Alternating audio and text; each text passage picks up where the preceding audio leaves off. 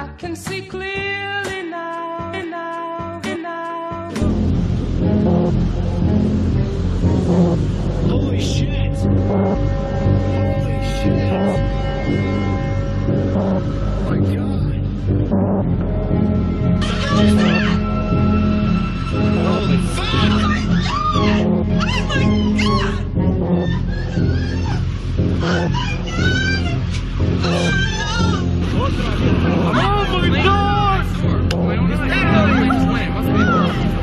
Oh my god! Another plane just went in. Another tower. Holy shit!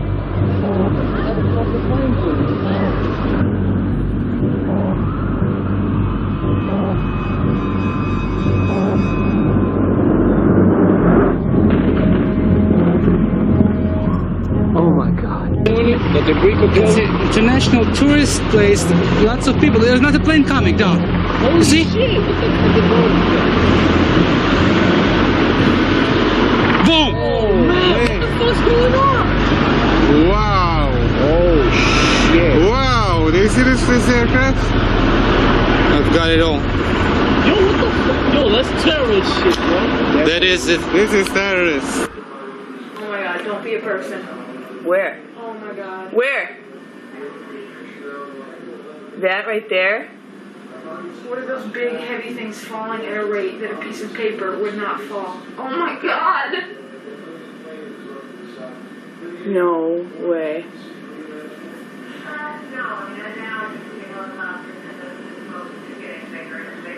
Like that, Caroline, do you see that? Do you see this thing? Yeah, I see it. I mean, who's to say it's not like a chair? Please be a chair. Please be a chair. Regardless, it's gonna be so dangerous at that base. Obviously. Wait. Oh my god! Oh my god! Oh my god! What? Oh my god! It's terrorist act! That is what do we do?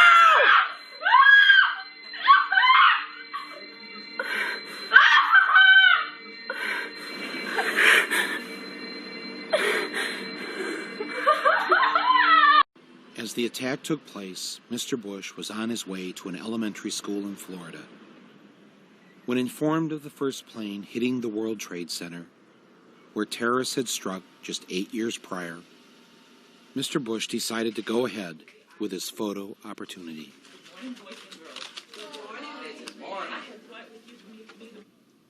Read this word the fast way. Get ready. Man. Yes, man. Get ready. Man. Okay, get ready to read the words on this page without making a mistake. When the second plane hit the tower, his chief of staff entered the classroom and told Mr. Bush, the nation is under attack. Not knowing what to do, with no one telling him what to do, and no Secret Service rushing in to take him to safety, Mr. Bush just sat there and continued to read My Pet Goat with the children.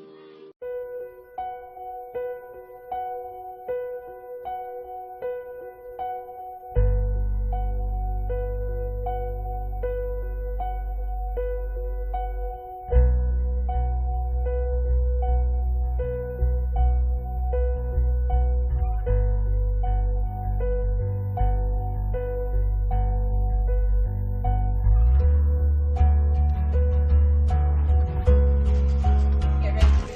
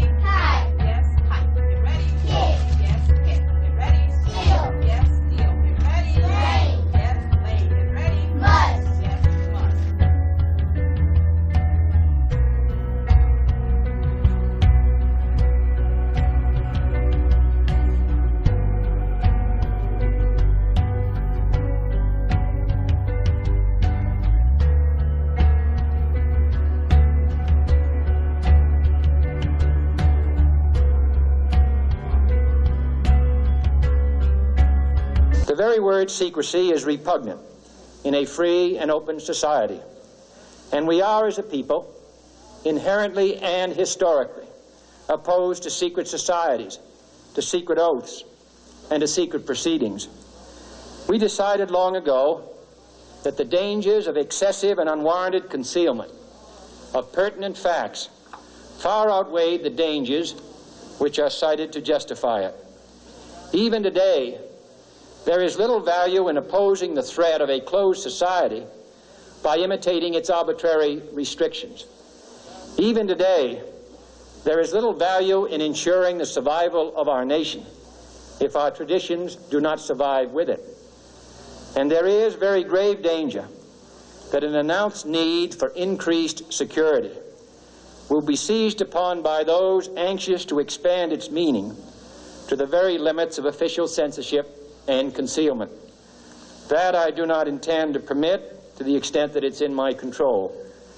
And no official of my administration, whether his rank is high or low, civilian or military, should interpret my words here tonight as an excuse to censor the news, to stifle dissent, to cover up our mistakes, or to withhold from the press and the public the facts they deserve to know.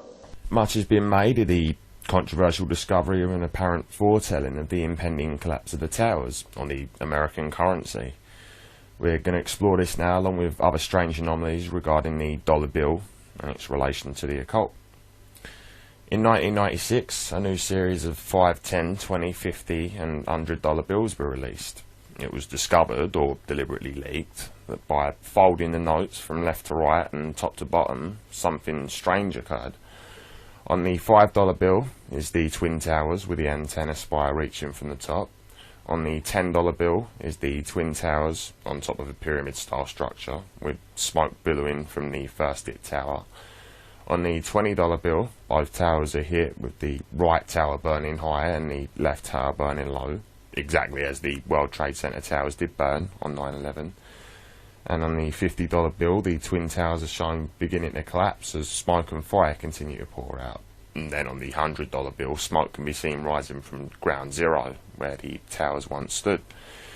It should also be noted that the towers on the dollar bill are shown through what appears to be an arch, which is, in all likelihood, the Washington Arch, through which the view is seemingly almost identical. By following these instructions on the dollar bill, we see the merging of the eagle, originally a phoenix, and the pyramid, symbolising the new Eye of Horus, and on the 5, 10, 20, $50 bills, the sequential destruction of the Twin Towers, twin pillars of the world. We know the dollar is a talisman using energy to achieve the desired spell, and on 9/11, this spell unfortunately was successful. Hi, my name is Larry. I'm from Ohio, and I would just like the world to know about a $20 bill that I have in my possession. First, I'd like to start with, I've had a lot of religious experiences happen to me over the years. I've dealt with where my hair will always stand up, you know, and I just have feelings of things all around me. I've been on Everybody Has a Story for religious things that have happened to me. I've had strange things happen to me in churches and different things, and this latest thing is something I believe the world needs to know. I've been holding on to this story since 2004. I've had many friends that have looked at this, and I just believe that it needs to get out of the Ohio Valley and let others know about it. And what it is in this religious book, Bible mine I've had for a long time, is a $20 bill. And most of these $20 bills, which when this came out in 2004, the watermark is Jackson and Jackson. Well, the day I got this bill, we were all looking at the light because it was a brand new bill, and as we were looking at it, it was Jackson, Jackson. We clearly saw the bill, and I have a lot of friends that, you know, witnessed this bill at the time when I got it. Well, that evening I took it home, and I wanted to put it in my Angel Book Bible as a bookmarker, because I didn't have my other Angel Book marker, and I basically just took it and I stuck it in the book and went to sleep like that and thought nothing of it. So the next morning I went to get up to use that $20 bill for gas, and as I did, I couldn't believe what I saw when I looked at the light the final time. When I looked with the watermark, it looked more, instead of Jackson now, it looked as if Bush. And Bush, our president, and the difference is it has a horn on the head now. So when I saw this, I ran out of the house, I went to tell people, and I told the news story and everything else, and everybody was just freaking out because they couldn't believe what was on my image on my bill. First thing they said was, "Is it real?" And I said, "Yeah, it's real. It's the same bill." So I took it to different banks and had the news station take it to banks and stuff. And what you're about ready to see is on this bill is you're going to notice that this watermark isn't Jackson. It is Bush. And as I take it up here, I'm going to have him show you in the light here what you will see. And as he's showing it to you, I'm going to get another bill for the exact same year and show you what it's supposed to look like and what that looks like.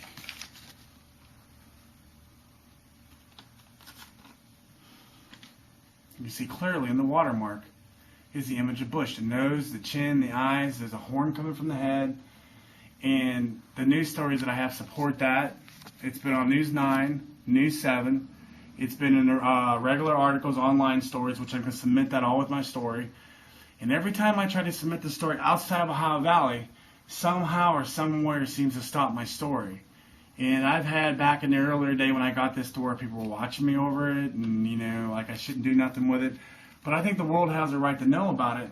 And the dreams I've been having lately, I believe are signs from God that wants other people to see this bill too. This image means something of a religious proportion, I believe. And I'm going to switch this bill with him for another bill for the exact same year and everything. And as you notice, it's a totally different face, totally different everything. You can clearly see the differences in them.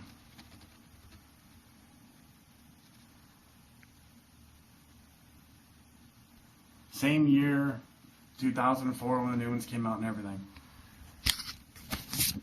And if you notice, mine is extremely detailed.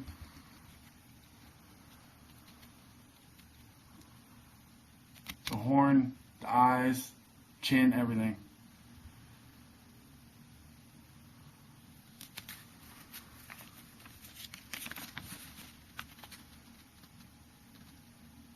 And as you see on there on the left side, the top one, his face, the details and everything, and compared to the bottom one, which is Jackson.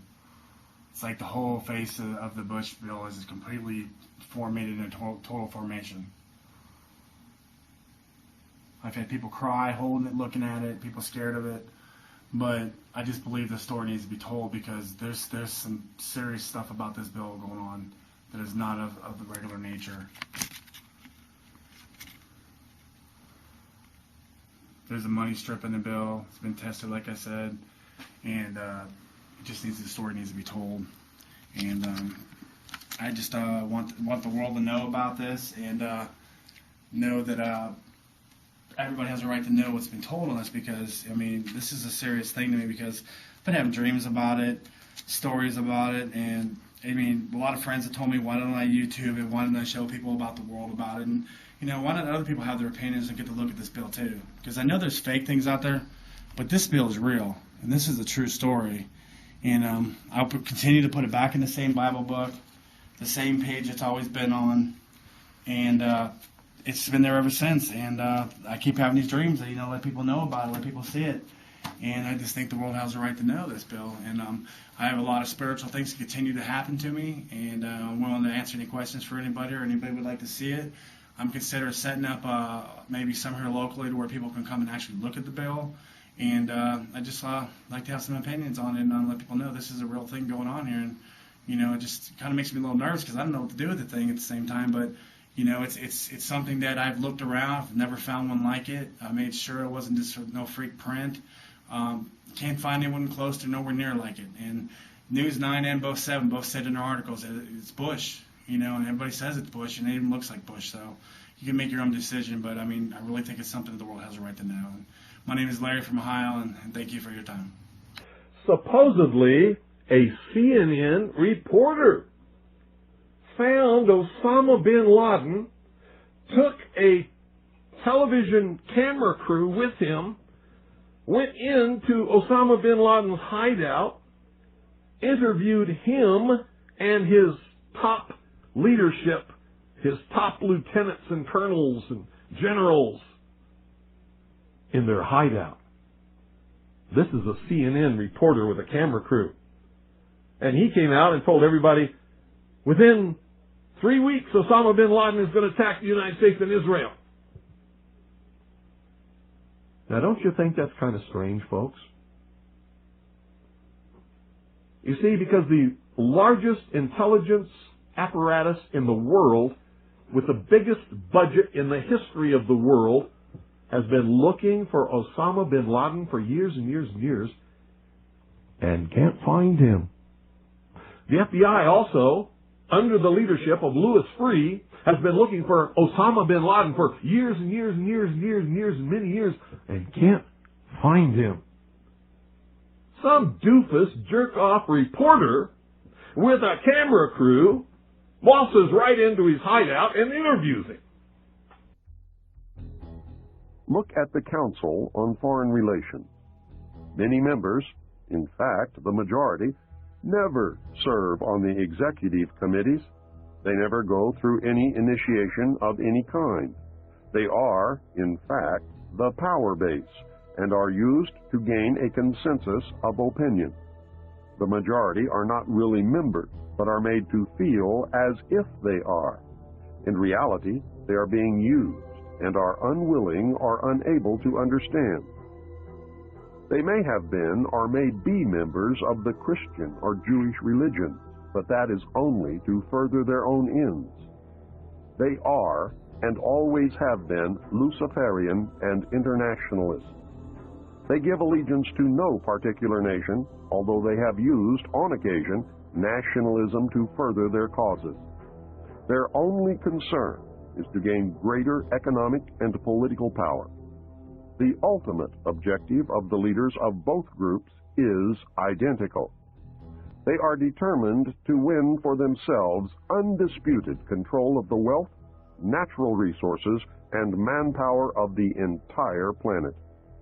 They intend to turn the world into their conception of a Luciferian totalitarian socialist state. In the process, they will eliminate all Christians, Jews, and atheists. You have just learned one, but only one, of the great mystery. The people who are running this country from behind the scenes do not care a thing about Americans or bloodshed anywhere. And do you think that the country will see the United States will see the first gay president or the first woman president? We already have it with Obama, so let's just calm down. Got it. You know Michelle is a I'm sorry, she's a what? A transgender. We all know. Oh my gosh. Oh gosh. It's okay.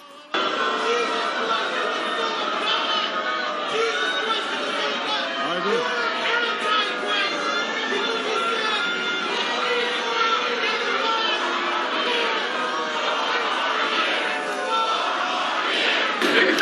Yes, young lady right there with the camera. Who do you think is really in control of the world's policies? The world policies? Or America's policies? Who really runs the Probably the Illuminati. Am I right on that one? Probably the Illuminati. Craziest rumor of them all, that Donald Trump has a 35% chance of being president of the United States. Now, of biased and false news has become all too common on social media. More alarming, some media outlets publish these same stories aren't true without checking facts first. Unfortunately, some members of the media use their platforms to push their own personal bias and agenda to control exactly what people think. And this is extremely dangerous to our democracy. On that day, what did the president say to you? The president, in a very intimidating way, left us, me and my staff, with the clear indication that he wanted us to come back with the word that there was an Iraqi hand behind 9/11, because they had been planning to do something about Iraq from before the time they came into office. Did he ask about any other nations other than Iraq? No, not at all. It was Iraq, Saddam, find out, get back to me. And were his questions more about Iraq than about al-Qaeda? Absolutely, absolutely. He didn't ask me about al-Qaeda. And we said, but Iraq had nothing to do with this. And that didn't seem to make much difference. Told you before, because I love it so much, they also created the Great Seal of the United States. And that Great Seal of the United States has on it, Novus Order Seclorum, a new order for the centuries, for the ages, forever. I believe we, and particularly you, your class, has an incredible window of opportunity to lead in shaping a new world order for the 21st century. in a way consistent with American interest and the common interest. Think of the possibilities. For the first time in history, the Western Hemisphere is in a position where it has the possibility of being middle class, democratic, and secure from Canada to Chile. The Pacific Basin, peaceful and prosperous. A new relationship with China where we cooperate and compete, but where conflict is not inevitable. A revitalized global trading order.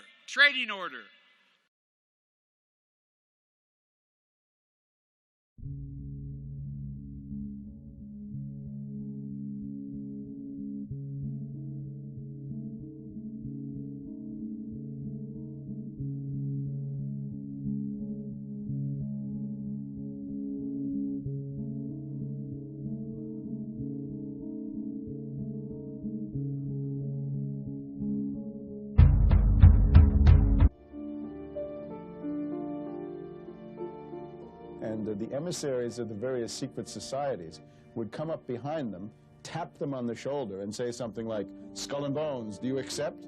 And generally, of course, they did accept. And then, as the people were tapped, they then left the courtyard and proceeded to the vault-like or mausoleum-like headquarters of these secret societies. That, I think, since has been abolished or moved indoors or somehow is no longer so easy to observe as it might have been, say, 50 or 100 years ago. If you were invited to join the tomb cult, you became part of the East Coast Anglo-Saxon elite, joining the Rockefellers, the Harrimans, and the Bushes. So the core, as you go through the early 20th century, is comprised of 15 or 20 families, partially from old-line American families going back to the Pilgrims, and partially from money, banking money, that came up through the late 19th century. Conversation at that level is all off the record. There's no press involved, so it's like the men are getting kind of a first-hand understanding. It may not be any big trade secrets or anything, but they're getting this kind of off-the-record understanding of the way things are, or the way things should be. And I think this certainly gives them an advantage in the world, in the economic world, because, you know, they know what the directions are, what the kind of movers and shakers are thinking, and what some of the major policy considerations that are being considered. Are there any famous members or well-known members? George Bush? The George Bush? Yeah. But that kind of focus is not of great interest to the members. How do you mean? Because we're much more interested in the personal issues than external achievement. And yet, membership of Skull and Bones seems to result in remarkable careers. Among its members are 3 presidents, a clutch of judges, CIA officials, and various tycoons. When the American people became disillusioned with Republicans leading them into the New World Order, that Bill Clinton, as a Democrat, was going to be put into the office of president. This was decided in 1984. Actually, I'd heard about it even prior to that.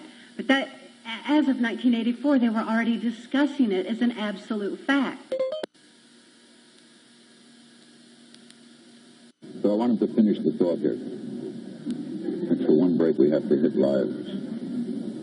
Been around the world, but it's hard to believe we're being watched in 151 countries. Crazy. Ted Turner changed the world. Big fan of yours. He would serve you about it. You know what I mean? He's fine. He's ready. What's he got left in life to gain? After you're elected, think about it. No dope. That's for sure. We got to wait for it.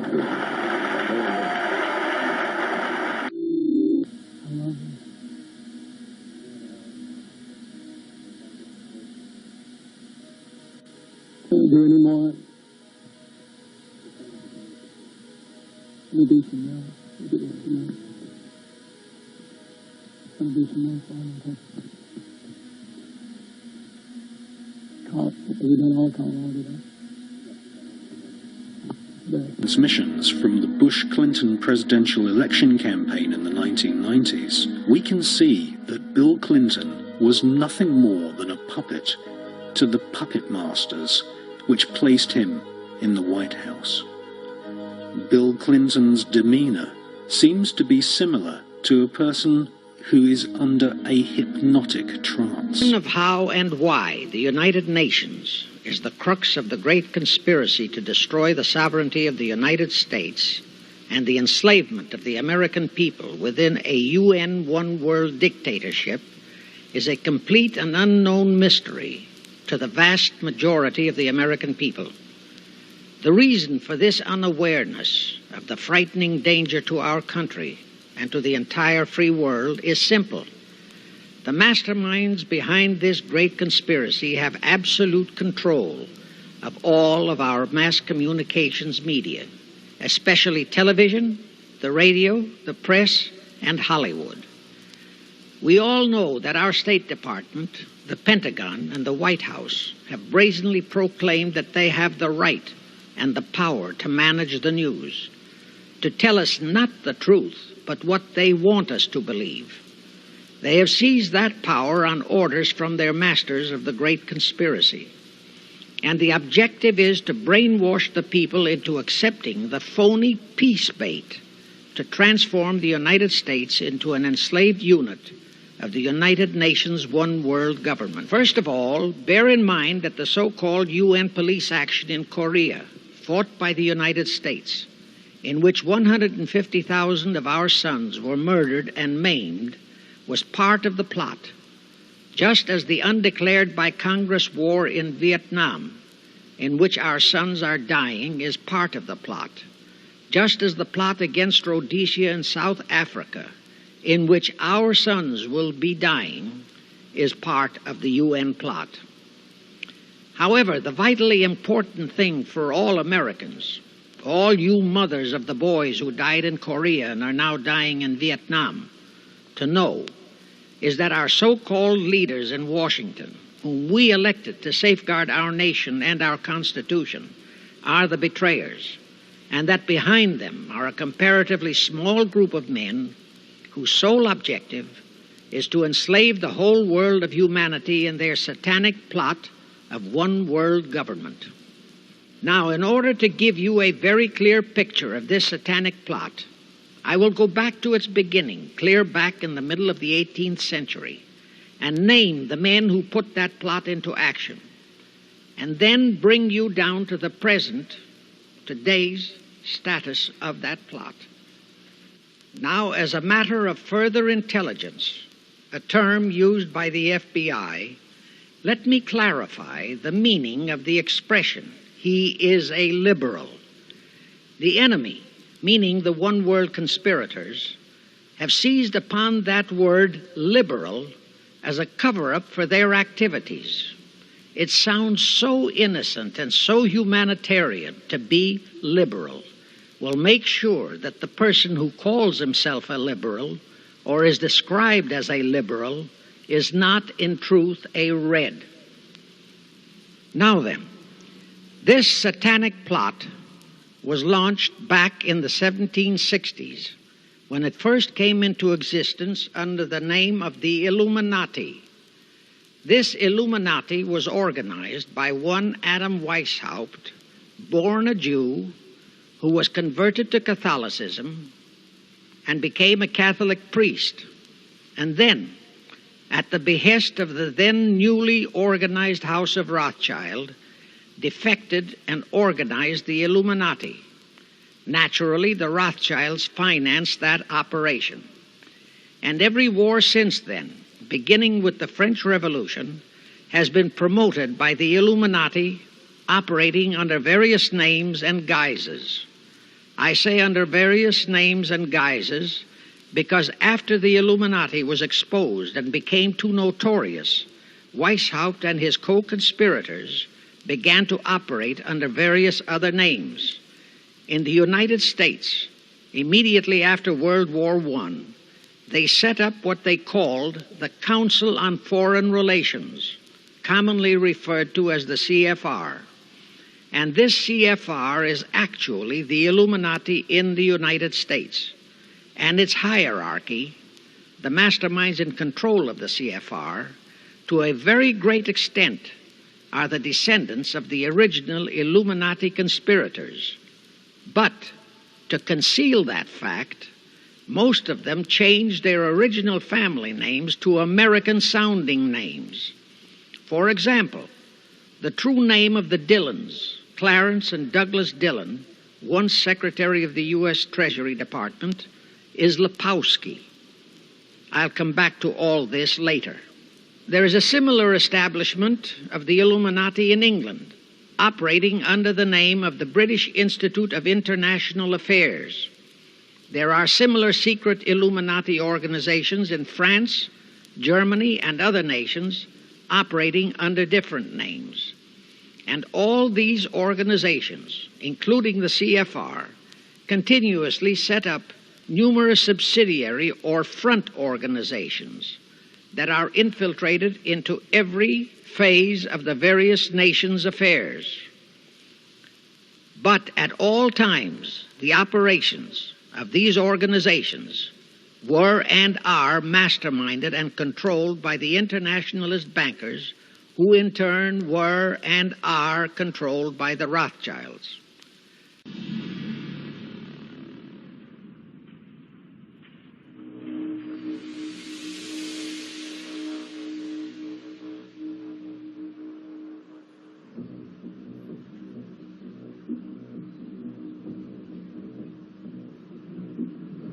I think the Russian uranium story is perhaps the most shocking and most blatant example of how the Clintons operate.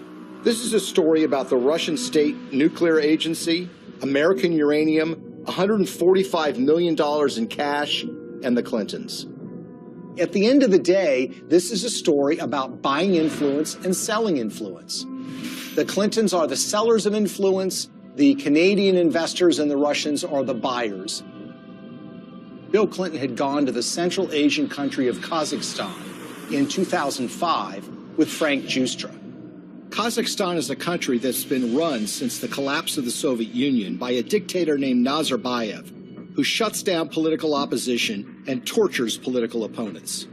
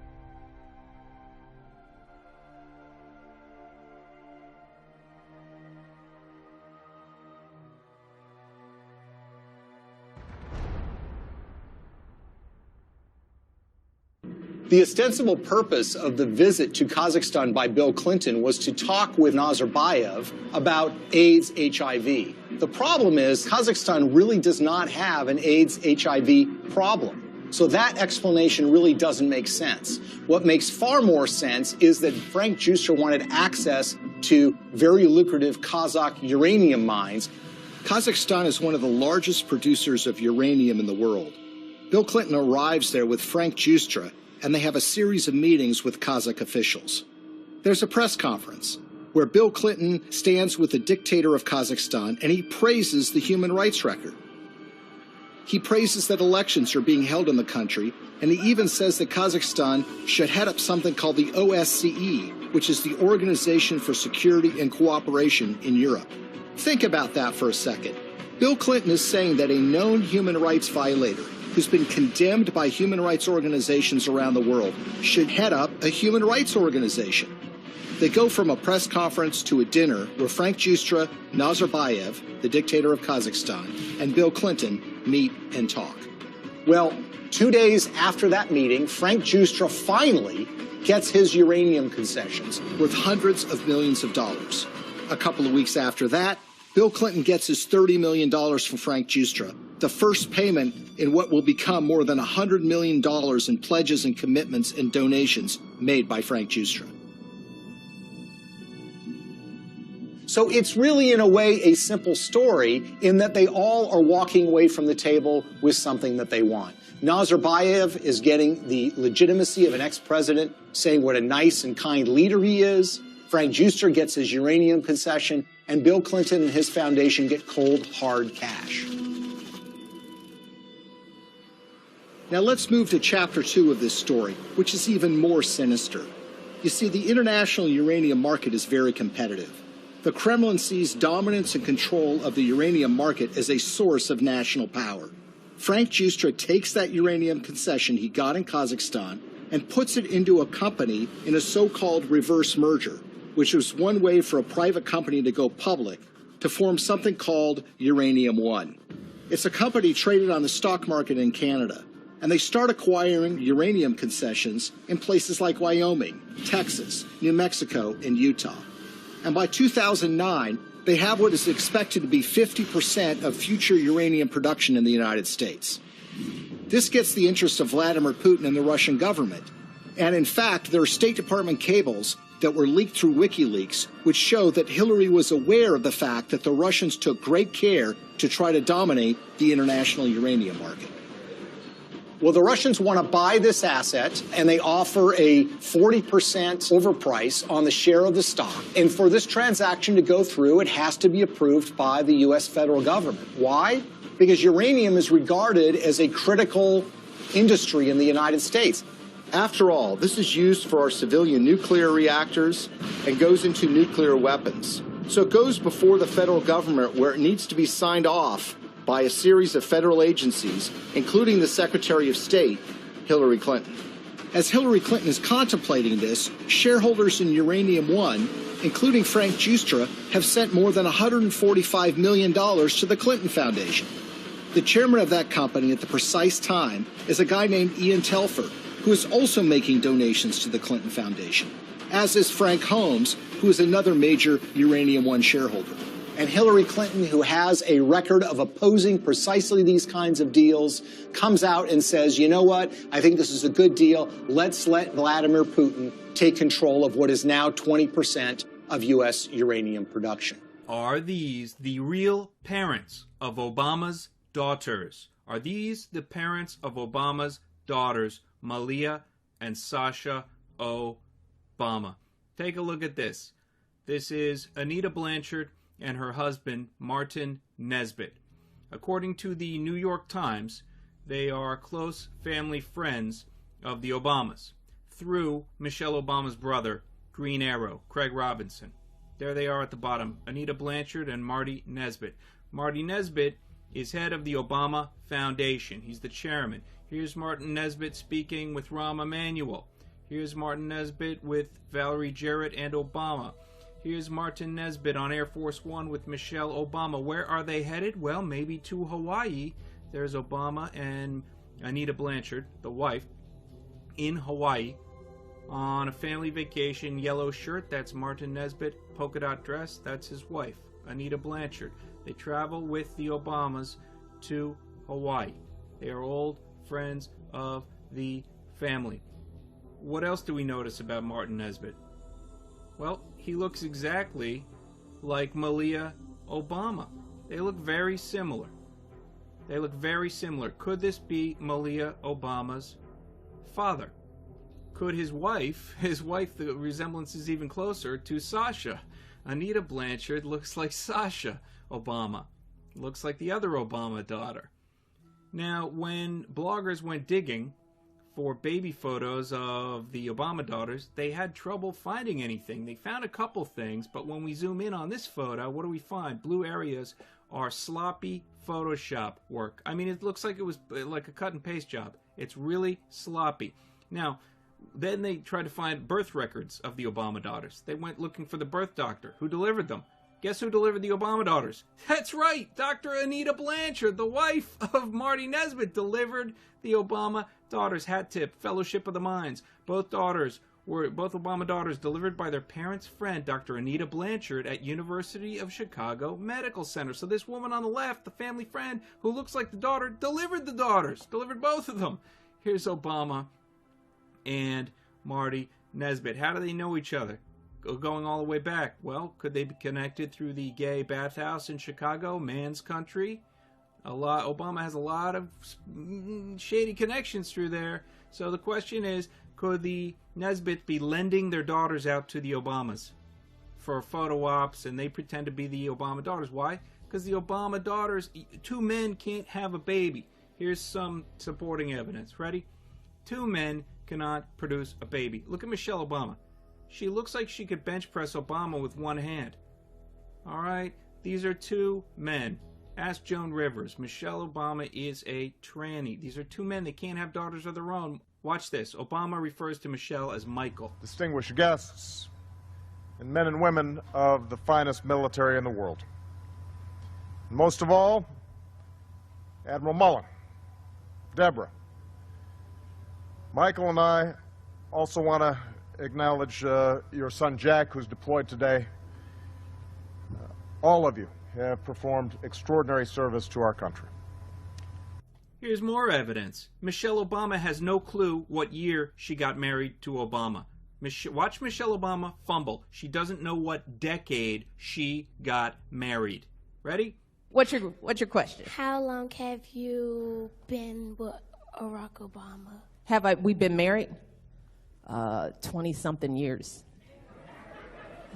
Wait, somebody, you guys know the date. When was it? It's been over a decade. It's been a while.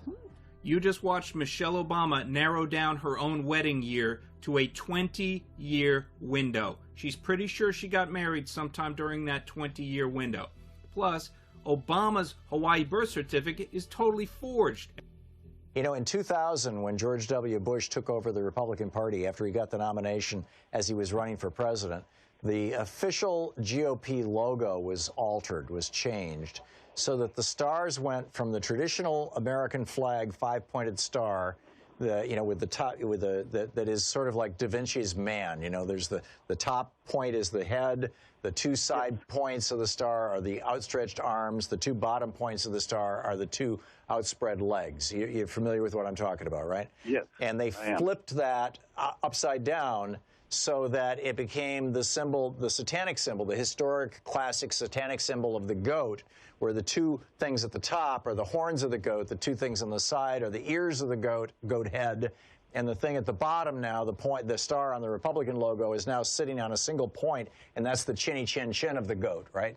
And so in 2000, the Republican Party adopted the satanic star literally as its logo. There are 3 of them on their logo. They're printed all over the place. You can see it on their website everywhere. And now they're faced with a very real prospect of Donald Trump becoming the leader of the party, and it absolutely drives them crazy.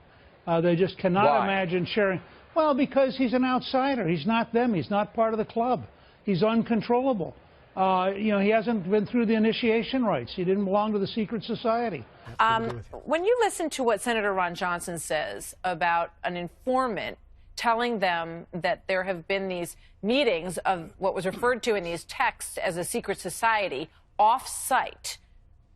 What do you make of it? Walked up on Oculus, the new World Trade Center transportation hub. I was pretty horrified. You can ask Aaron. I couldn't stop talking about that, and I almost didn't want to even go over to the Ground Zero area for a while because I was fixated on how horrified I was by this bone structure. It looks like it's out of Lion King or something, hovering over that area. And when the guard told us it was supposed to be a dove of peace, I actually laughed in his face because I was just like, you gotta be kidding me that they're actually trying to tell people that. And they are trying to go with this whole bird in flight language that they use in some of the articles about it, which I'm about to show you, but it's not a bird. Quite obvious. They called it Oculus. What does Oculus mean? Eye. Okay? It's not a bird. And if you look up this guy, my friend Jennifer Nielsen off Facebook sent me a bunch of pictures. If you look up this guy who designed it, Santiago Calatrava, he's pretty well obsessed with eyeball structures. This is the City of Arts and Sciences in Valencia, Spain. This is one of the buildings there. And this is the drawing that when he was sketching it out, obviously. I mean, it looks like the CBS logo. This is the new building that's currently being built at the Florida Polytechnic University, the Innovation, Science, and Technology building. They're going to put water around that. Clearly, I mean, what is this? There's no other way to take it. I mean, look at it as it's being built. These are the construction photos. It's an eyeball. Well, not only is Oculus at World Trade Center an eyeball, it's meant to open. It gives me the chills to talk about it. Okay, so initially it was meant to open all the time, but they're not going to do that anymore. What they've decided now is that the skylight of Oculus, the closed eye they have put over Ground Zero, is going to open once every year on September 11th. But get this, you guys. It's not going to stay open for the whole day. It's only going to stay open for exactly 102 minutes on each September 11th, because that is how long the 2001 terrorist attack lasted, from the time the first jetliner hit the Trade Center at 8:46 a.m. until the collapse of the second tower at 10:28 a.m.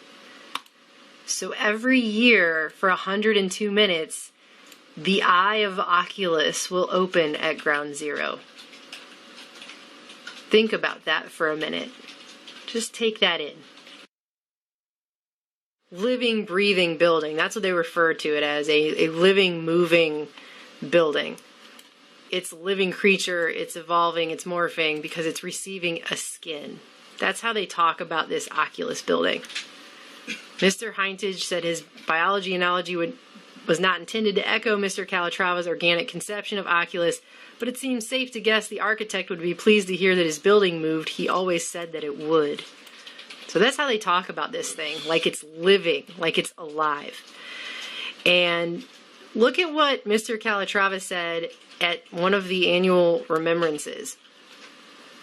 In all weather conditions, the public will experience a subtle sense of man's vulnerability while maintaining a link to a higher order.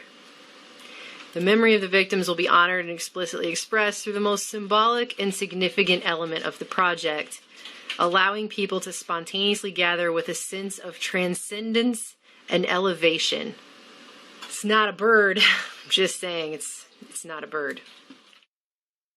And all of these buildings are way over budget, and they know it, but that's not what this is about. I mean, it costs $4 billion just to build the not Freedom Tower, One World Trade Center, formerly the Freedom Tower, that everyone will always remember as being the Freedom Tower.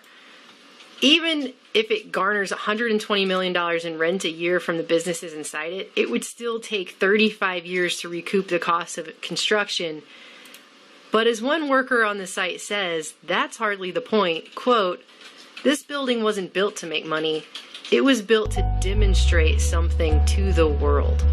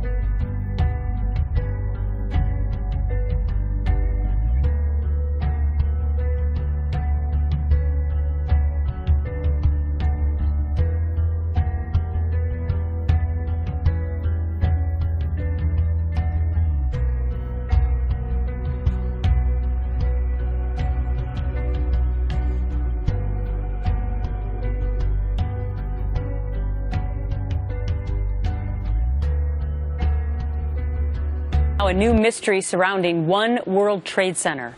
For about a year, New Yorkers have reported hearing an eerie sound coming from the newly constructed building. They call it haunting, and it's got a lot of people talking. Rick Leventhal joins us now. So, Rick, you went down there. You did some investigative work. What did you learn? Well, there's clearly a noise. It's not clear exactly where it's coming from. It's been dubbed the Wailing World Trade Center. If the wind is blowing hard enough from a particular direction, it can create a sound that some are calling eerie, haunting, even moaning. The whistling was first reported by the Tribeca Citizen on the day after Thanksgiving. A man who lives a couple blocks from the almost completed One World Trade Tower wrote a local paper and said he first heard the sound during Hurricane Sandy last year and assumed it would be eliminated when the building's framework was finished and the windows installed. Well, then, last week in the middle of the night, the neighbor says the tower began whistling again with a slightly different two-toned cry, calling it unmistakable and very chilling. So here it is, and you can judge for yourself.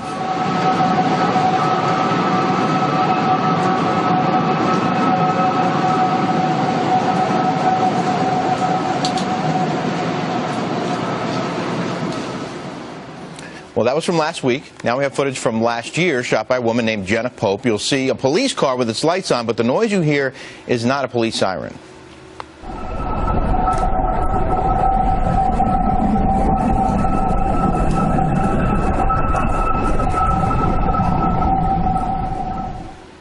It's pretty cool, right? I mean, well, it's very eerie. It is. And people are, of course, thinking about all the lives lost there, the more than 3,000 people. Is there any connection there? I mean, what are we supposed to make of that? Seventh grader from Salinas who claims to have made a major discovery about President Obama. She and her grandfather say that President Obama is related to all but one U.S. president. We get more tonight from Action News reporter Felix Cortez, who's live in our Salinas newsroom. Well, Dan, the youngster spent the summer, really all summer, tracing the family tree of our presidents. Her conclusion that all the presidents, with the exception of one, share the same grandfather.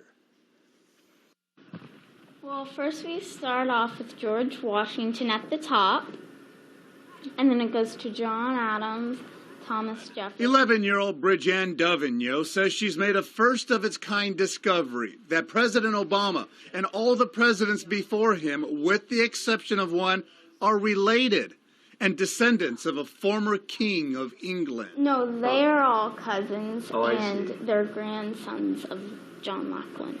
Dovigneau says she spent countless hours on the internet over the summer researching the lineage of our presidents, a project that started with her trying to trace her own family tree.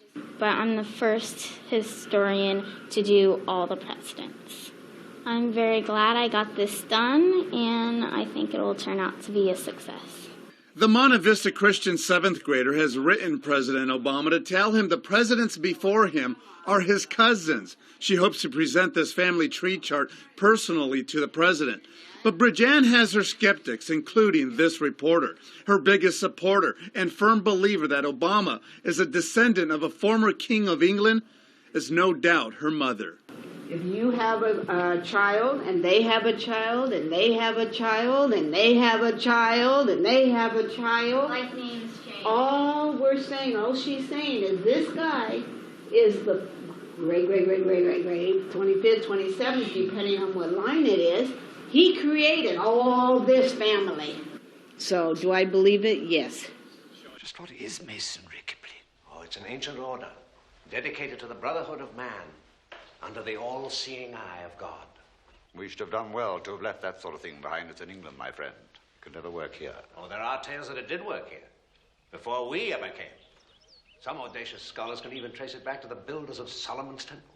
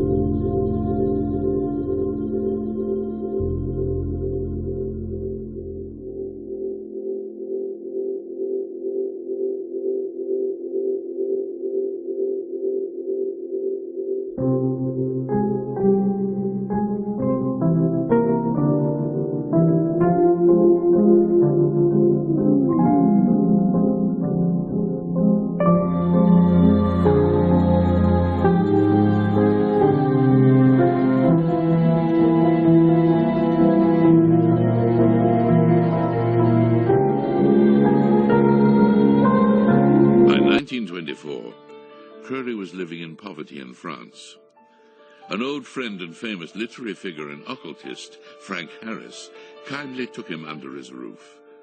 Frank Harris lived with a woman by the name of Nellie O'Hara. If what has been written in later years can be believed, Nellie had a friend in America, Pauline Pierce, who was married to Marvin Pierce, head of the McCall Corporation. In early 1924, Pauline traveled to France to stay with her friend. Thus it was that four individuals came together: Frank Harris, Nellie O'Hara, Pauline Pierce, and Aleister Crowley. According to Crowley's diaries, during this period in Paris, Crowley underwent the supreme ordeal, linked with his realization of the grade of ipsissimus. According to a description of the rite, on the appointed day, the candidate is attended by one or more chosen and experienced attendants whose duty is A, to exhaust him sexually by every known means, B, to rouse him sexually by every known means. Every device and artifice of the courtesan is to be employed, and every stimulant known to the physician. If Crowley did go through this ordeal in 1924, then it is highly likely, based on his previous experiences, that his closest associates of that time, including Nellie and Pauline, performed as his magical assistants. Pauline Pierce returned to America in early October of 1924. 8 months later, on June the 8th, 1925, she gave birth to a girl named Barbara. Barbara Pierce married George H.W. Bush, who eventually became the 41st President of the United States, and they had a son, George W. Bush, the 43rd President of the United States. Could the wickedest man in the world, Aleister Crowley, be George W. Bush's grandfather?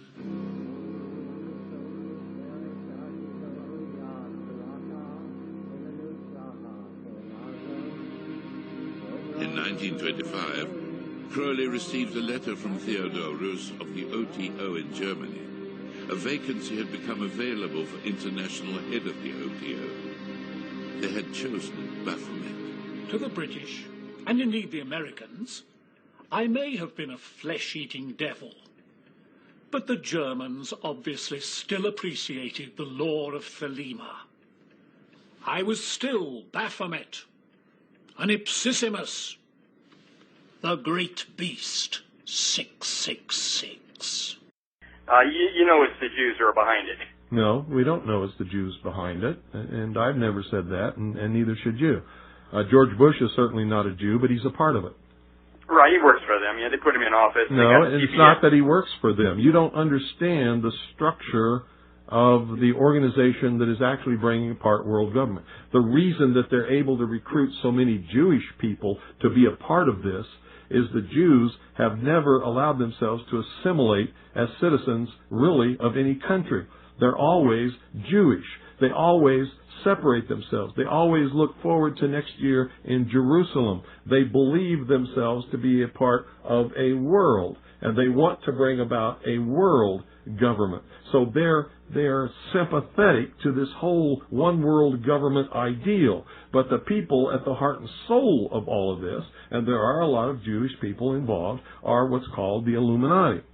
But none of them are Jews. None of them are Catholic. Not a single one of them are what you would call Protestant or Buddhist or anything else. They believe that man is God. They believe in the humanist religion. They pretend to be Jews. They pretend to be Catholics. They pretend to be Protestants.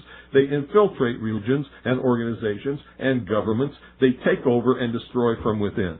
We already know that modern-day Israel, at least in an earthly sense, had a lot to do with the efforts of the Rothschilds.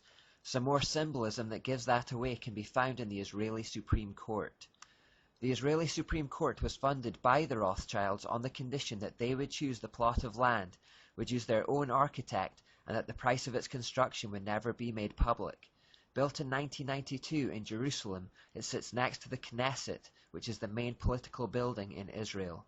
Also funded by the Rothschilds, the Knesset is the legislative branch of the Israeli government, where laws are enacted and heads of state are elected. Here's the picture of the Supreme Court. This painting is at the entrance to the building and depicts the Rothschilds planning its design along with Shimon Peres and Isaac Rabin. A journey through the Supreme Court esoterically represents a path towards illumination. The ultimate goal of the journey is to reach this pyramid, which represents the most holy place in the building. Each side of the pyramid has a circular hole at the top representing the all-seeing eye. Let's do a picture walkthrough along this so-called path of illumination from the beginning, and do some symbol spotting along the way. Firstly, the person who enters the Supreme Court finds himself in a dark area in front of a stairway leading to a source of light at the other end. By climbing these stairs, the visitor gradually moves away from the darkness towards illumination. There are exactly 3 sets of 10 steps equaling 30 overall. These represent the first 30 degrees of Freemasonry. Since there are 33 degrees to Freemasonry overall, we will discover where the remaining 3 are later. You'll notice that the right side of the wall is made from rough old rocks, reminiscent of ancient Jerusalem walls, while the left is smooth and modern. This represents the timeless nature of the occult teachings that have been transmitted from ancient Babylon to today, and is a repeated theme throughout the Supreme Court. Having climbed the steps, the visitor finds that he is on a high point with a great view over the rooftops of Jerusalem. We know that Satan wants to try and claim the high points in a region because he wants to be the most high, so no further explanation is required here. Embedded on the floor is a line which guides the traveller to the entrance of the library, which is placed right underneath the Great Pyramid. This is the path you walk to the holiest place, and of course the library itself represents knowledge. This picture is taken from the 2nd floor of that library. The library is actually divided into 3 levels, symbolically representing the final 3 degrees of Freemasonry. The first level is reserved for lawyers only, the second is reserved for judges only, and the books on the 3rd level can only be read by retired judges. This represents the movement through the degrees, acquiring higher and higher knowledge. The library functions like all occult hierarchies, where some information is the exclusive privilege of a select few. These are the 3 levels of the library. Right above the 3rd level, representing the final degree of Freemasonry, there is this view of the pyramid. This is where the Freemasonry ends and the elite Illuminati begins. Directly beneath the apex of the pyramid is this geometric floor pattern, with a crystal embedded in the floor at the center. There are 6 squares representing the number of man, and each square of course has 4 sides, which is the number that represents the world. The crystal in the center lies directly under the apex of the pyramid. This is similar to the sun symbol embedded at the center of the Capitol crypt in Washington, D.C. The entrances to the courtrooms themselves look like this. They are said to resemble ancient Jewish tombs. Apparently in some Jewish tombs there were holes where the soul was supposed to leave. They have retained these holes in the courtrooms, perhaps to allow spirits to come and go in a similar manner. Again, notice the contrast between the old and the new here. The prison cells, the courtroom, and the judges' quarters are placed one on top of the other, symbolizing the tiered society as proposed by Plato and the Enlightenment thinkers. The ruling elite at the top, represented by the judges' quarters, the auxiliaries like the police and civil servants in the middle to enforce the decrees of those at the top, represented by the courtroom, and the massive ignorant prisoners below. This is one of the courtrooms. The judge is illuminated by a natural source of light at the far end, symbolically representing the light of the divine, guiding their wisdom. They retire to their quarters at the top tier to make a decision and then descend back to the courtroom below to bring their illuminating wisdom to the world. Now let's start making our way outside. No occult structure would be complete without the obligatory sexual symbols, and the steps outside the courtrooms provide this feature. Again, this needs little explanation. Once outside the building, we are then invited to visit the Dorothy Rothschild Grove. We find this plaque on the wall with the arrow. Alongside it, we also find this plaque, which also contains an all-seeing eye. Sorry about the quality of these, I couldn't find anything more clear-cut. When we follow the arrow, though, to the Dorothy Rothschild Grove, we find this monument, which is obviously an obelisk, an Ashtoreth pole. If we then go to the centre of the parking facilities from here, we find this shape on the ground. Now, some people have suggested that this represents a cross so that people can trample on it as they descend down the steps. I don't personally buy into this theory. To me, it just looks like a sun symbol. All these things, again, are just evidence of the Rothschilds' occult influence. If I'm to have a symbol, it shall be one I respect. You have to understand the secret societies, the fraternal orders that are operating within our border. And the people who are in power in this country are working for our enemies. They are using the terms and the symbols and the words and the catchphrases of the European secret societies. They are working for our enemies. This is why no matter what you do, nothing is going to work, because the people of this country don't understand the symbols. The power of hidden symbols was alluded to by another writer, this time Foster Bailey in his book entitled The Spirit of Freemasonry. Quote, "A symbol veils or hides a secret, and is that which veils certain mysterious forces. These energies, when released, can have a potent effect." Unquote. What's going on, Jordan? What do they want? Why are they doing this? It has to do with the objectives of some extraordinarily ancient secret societies, fraternal orders that have in mind the total domination of the human race. The symbols are a language that can help us understand our past. As the saying goes, a picture says 1,000 words, but which words?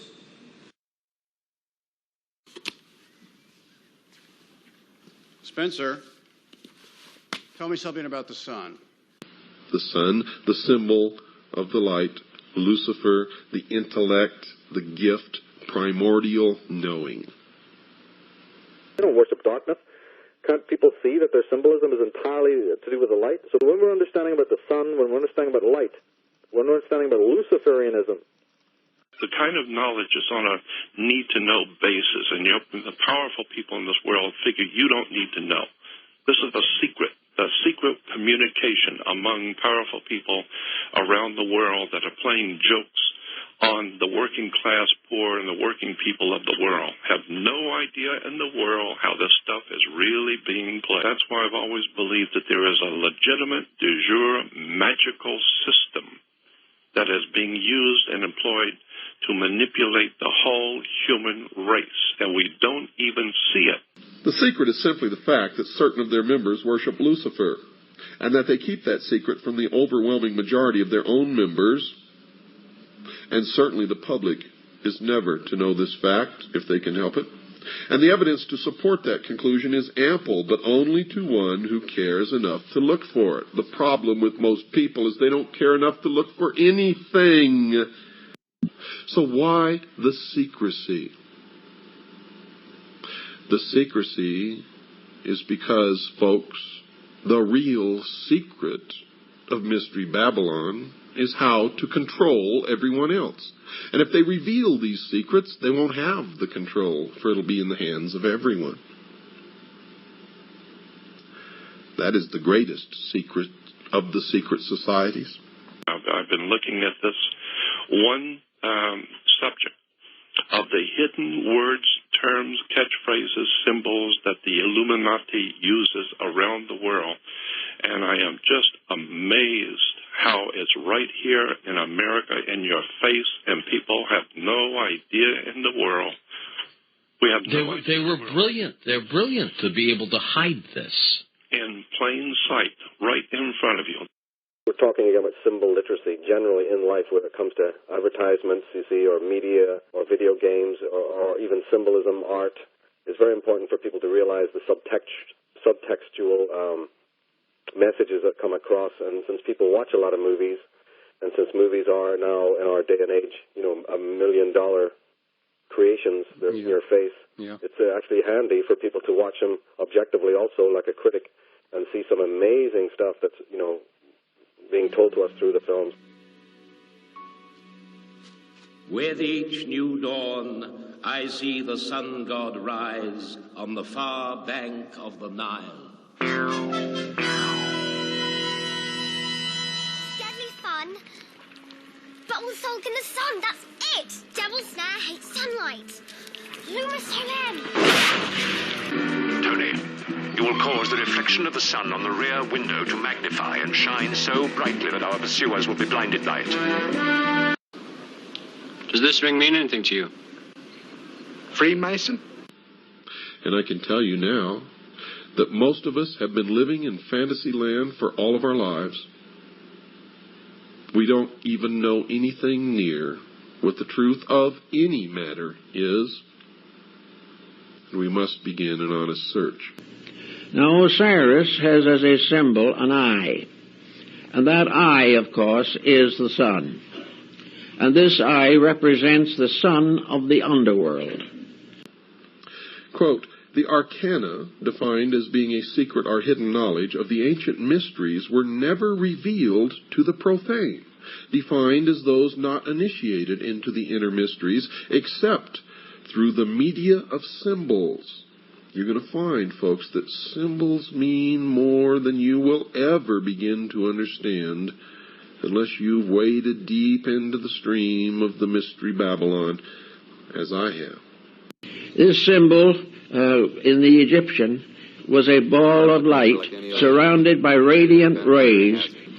Therefore, the sun was radiating in all directions, lifting up everything that came in contact with, bringing death to life out of the earth. That part of the world where the sun was above the horizon was the good part, the life part. Night was the dark part. Night was darkness, mystery, and death. Day was light, brightness, and wisdom. The symbols and the words, the terms, you start breaking it down. It's in Hollywood, it's in movies, it's in music. I don't even know what to say about this. It's just so overwhelmingly obvious to me. They don't worship darkness. Can't people see that their symbolism is entirely to do with the light? So when we're understanding about the sun, when we're understanding about light, when we're understanding about Luciferianism. But the sun was there as a symbol of order, life, resurrection, fertility, and inwardly of the illumination of the soul. In all time, truth has been hidden under symbols, wrote Albert Pike. And he also wrote this, symbols are nevertheless ingenious veils that cover the truth. Once the knowledge was available, nothing could put it back again into secrecy. The only answer to this problem was to keep it secret from the beginning. Now, the problem of secrecy was largely in the hands of a philosophical priesthood, or perhaps we might say a great theological structure. It's a worldwide thing which is going on, and the people of this earth have no comprehension whatsoever of who's doing it and how it's working. And until we do that, we're just going to keep going further and further in and never realizing who's doing it to us and how they're doing it. It's a very high technology. The individual who desired knowledge and recognized the need of it was placed under certain restrictions, must take obligations, must prove through long training and discipline worthiness to receive knowledge. It was the purpose of these ancient teachers to make sure that nothing important to the advancement of man could be captured and held by selfishness or ambition or avarice. It was necessary therefore, to select the custodians of knowledge. The question of just what the ancient mysteries were, folks, was answered in part by Albert G. Mackey, another 33rd degree Mason. Quote, each of the pagan gods had, besides the public and open, a secret worship paid to him, to which none were admitted but those who had been selected by preparatory ceremonies called initiation. This secret worship was termed the mysteries, unquote. This is the same genuine, magic, authentic crystal used by the priests of Isis and Osiris in the days of the pharaohs of Egypt. No, it's a pagan god Horus and his mother Isis centuries before the birth of Christ. Light can conceal as well as reveal. Yeah, indeed, yeah. Light can blind and burn, and that's what the Illuminati are calling themselves, the men of light, or the princes of knowledge, or the Luciferians, for a reason, because they know how to manipulate and use light as a weapon. Quote, ancient secret doctrine, which is concealed in Masonic allegory and symbolism.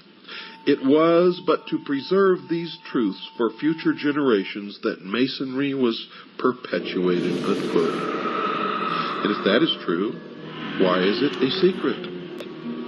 Stop believing what you're told, including what you hear on this show, unless it checks out in your own research, your own experience, your own digging. Harrison, your aptitude scores are just remarkable. Simply remarkable. Black? Thanks very much. But on your ideology testing, somewhat erratic. Just what do you really think of our little world? I think you've set out to create a just society, and you're doing it. But? Go on, I want to hear. But it's hard to rationalize that in order to have perfect equality out there, we can do what we want in here. Well, that's only because we happen to have been born with certain mental capacities. And if it's not equality, then at least it's equality of opportunity. And you're forgetting the sacrifices. No contact with our previous lives, no marriages, no children. Yeah, that's a tough one to swallow. Oh, I know. Always takes time. Any other concerns? Well... Oh, please. It's just that any time I listen to great music or watch a great film, I realize that our society will never produce any more of them. I know the Constitution says that it's the function of government to render all people equal, but still... It saddens you? It saddens me too, Harrison. Oh, how it saddens me. Do you know this? It's Beethoven, the Emperor Concerto.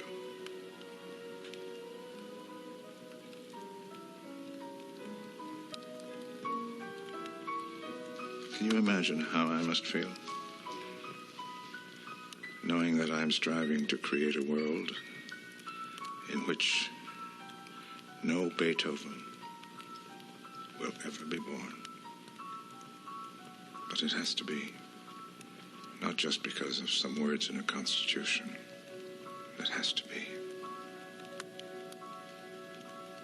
Here, look.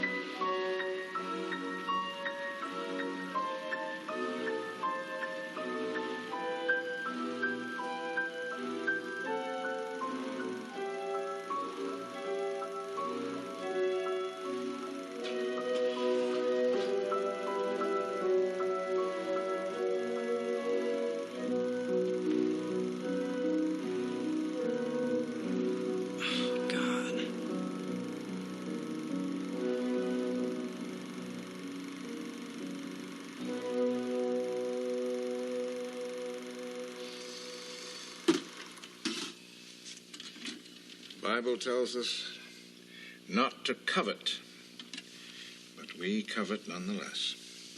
It's in our damn genes. We covet not only our neighbor's ass, his lands, his possessions, we also covet his appearance, his talent, his intelligence. And once we covet, we hate. And when we hate, this is what happens. For thousands of years, this is what happens. So, if I have to choose between this and eliminating this, I'll put the gun to Beethoven's head myself.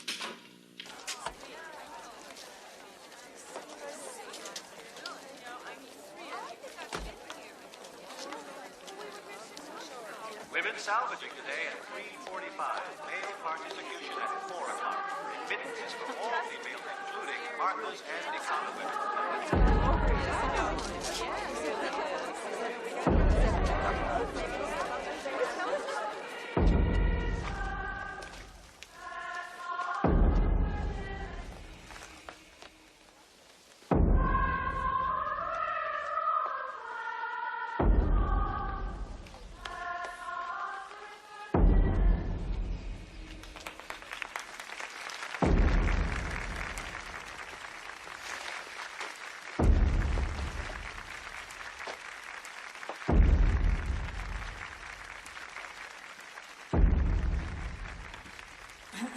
Amen.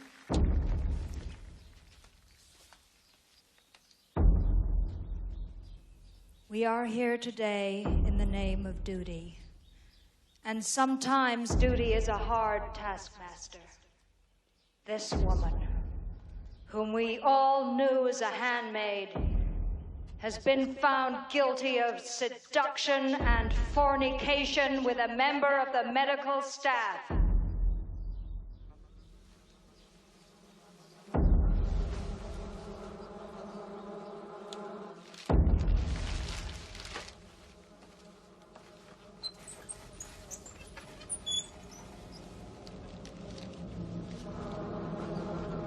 Now you see me too, like, I deal with the I, and it's the secret society. And in the world, there's always this conversation about the Illuminati and skull and bones. Do you really think that we have secret societies that's like... Guaranteed. Buddy, I promise you, there are all kinds of people, whether it's a secret society or not, that are making big decisions about the rest of us behind closed doors. You know, that supersedes any kind of political power or legal power or They what decide who we're going to invade next. They decide who's going to be the leaders. They decide all kinds of shit. Absolutely, no question. Yeah. Well, you think we really live in a democratic country? So welcome. Welcome to the eye.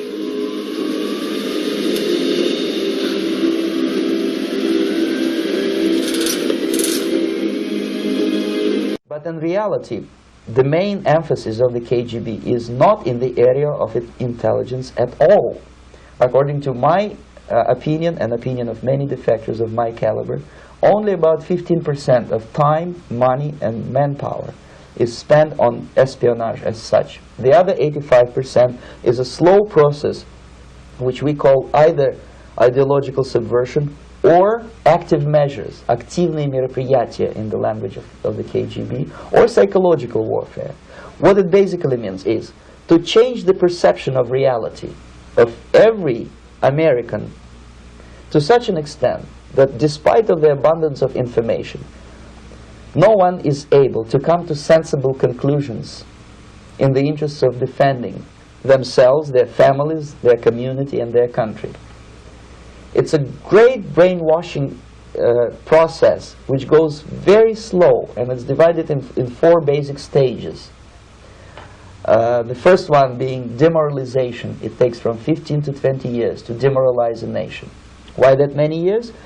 Because this is the minimum number of years which requires to educate one generation of students in the country of your enemy, exposed to the ideology of the enemy. In other words, Marxism-Leninism ideology is being pumped into the soft heads of at least 3 generations of American students without being challenged or counterbalanced by the basic values of Americanism, American patriotism. The result you can see. Most of the people who graduated in the 60s, dropouts or half-baked intellectuals, are now occupying the positions of power in the government, civil service, business, mass media, educational system. You are stuck with them. You cannot get rid of them. They are contaminated. They are programmed to think and react to certain stimuli in a certain pattern. You cannot change their mind, even if you expose them to authentic information, even if you prove that white is white and black is black. You still cannot change the basic perception and the logic of behavior. In other words, these people, the process of demoralization is complete and irreversible. To get rid society of these people, you need another 20 or 15 years to educate a new generation of patriotically minded and common sense people who would be acting in favor and in the interests of United States society. And yet these people who've been programmed and, as you say, in place and who are favorable to an opening with the Soviet concept, these are the very people who would be marked for extermination in this country? Most of them, yes. Simply because the psychological shock when they will see in future what the beautiful society of equality and social justice means in practice, obviously they will revolt. They will be very unhappy, frustrated people, and the Marxist-Leninist regime does not tolerate these people. Obviously they will join the links of dissenters, dissidents. Unlike in present United States, there will be no place for dissent in future Marxist-Leninist America. Here you can get popular like Daniel Ellsberg and filthy rich like Jane Fonda for being dissident, for criticizing your Pentagon. In future, these people will be simply squashed like cockroaches. Nobody is going to pay them nothing for their beautiful, noble ideas of equality.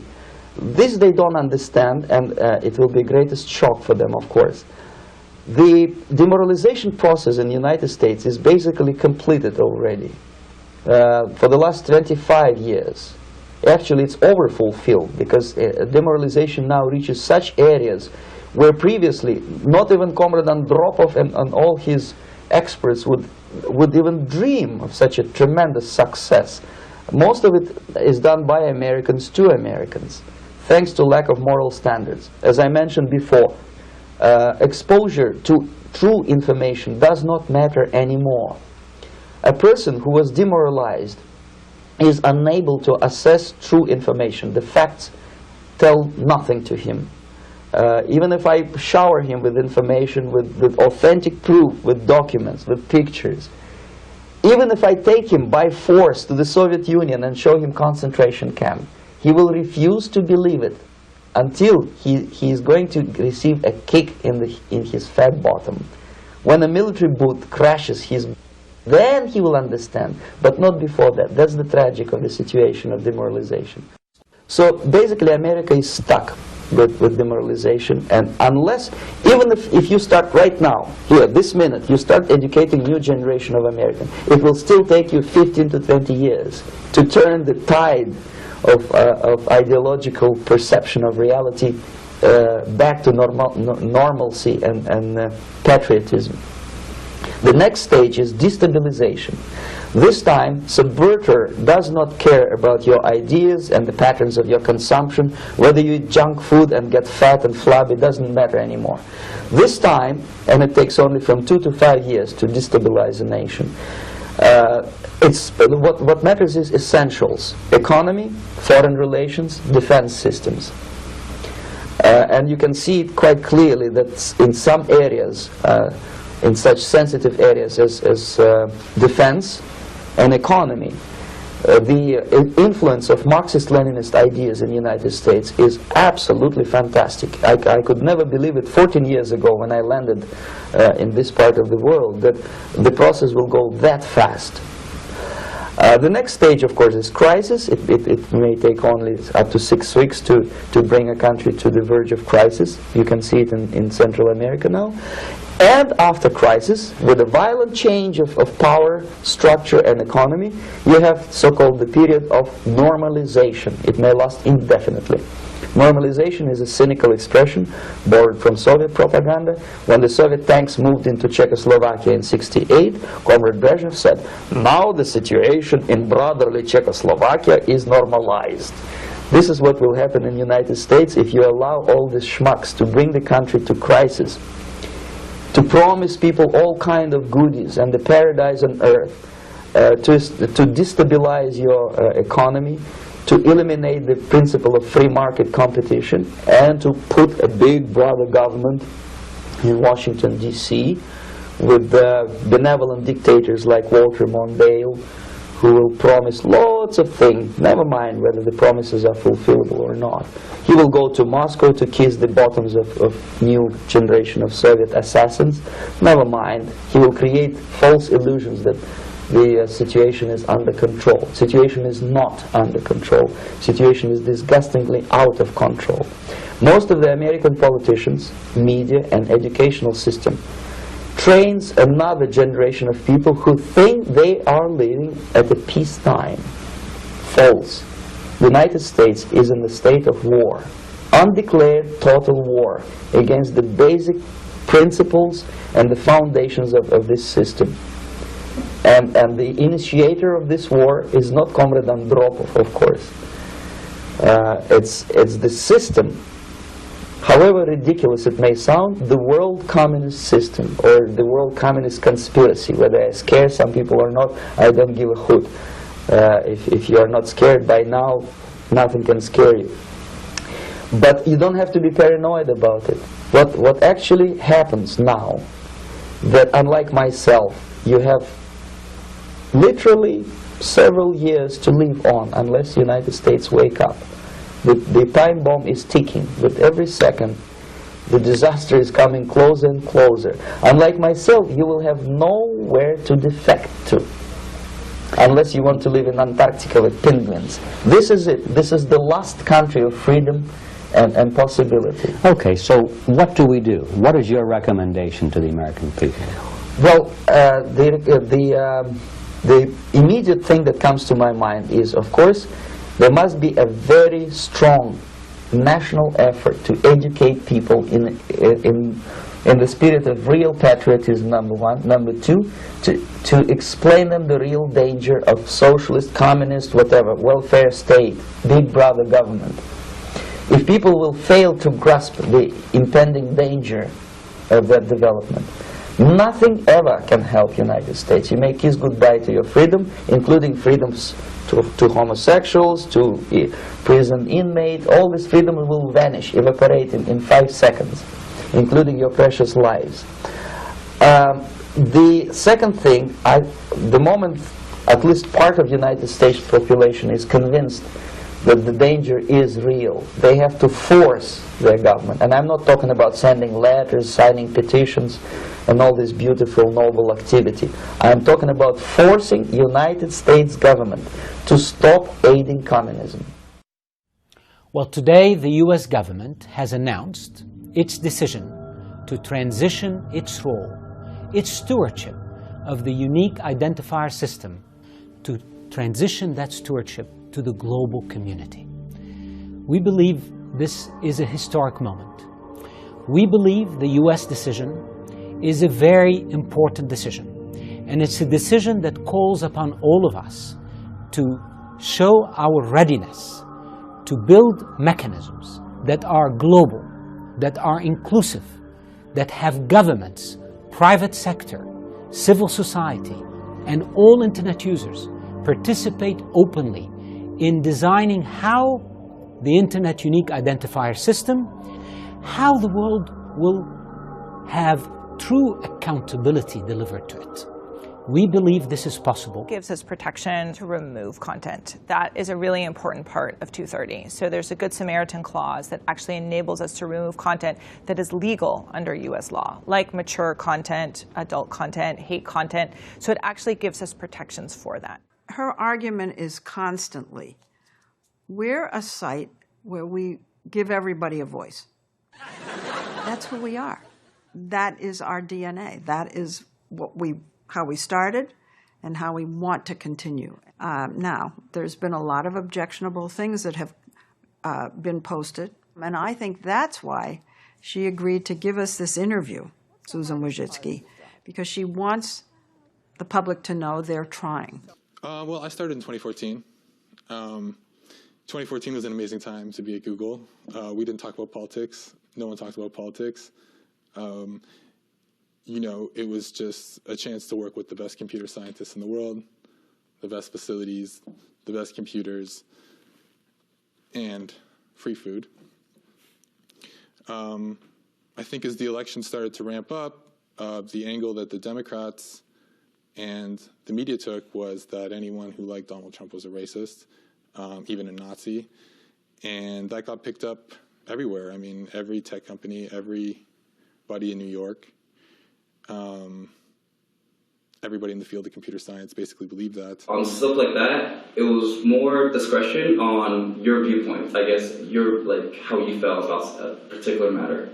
Oh, so it wasn't automated. It was a user and services person would deem it pro-Trump and take it down. For example, they said, oh, this is pro-Trump, I don't want it because, it offends me, this, that. I say, I ban this whole thing, and it goes over and you're like, oh, you know what, I don't like it too. Mo's right, let's go. That's it. You're like, Mo's right, let's carry on. What's next? Keep it coming. Yeah, bring me another one to take down. Yeah.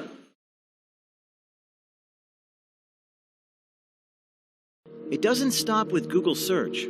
Our insider says political biases are censoring voices on YouTube, owned by Google as well. He says the YouTube rollout discussion was at a rather bizarre location. We didn't have it. It was a special occasion that happened in May, and they invited us all to the Masonic Temple to talk about the future of the company for YouTube, and they described that they were going to have more content filtering. And right after that happened, a lot of the content creators started to get demonetized, and their videos started to get deranked. That's good. That's what I like to see. Sweet reason. Novels aren't life. What did Montag hope to get out of all this print?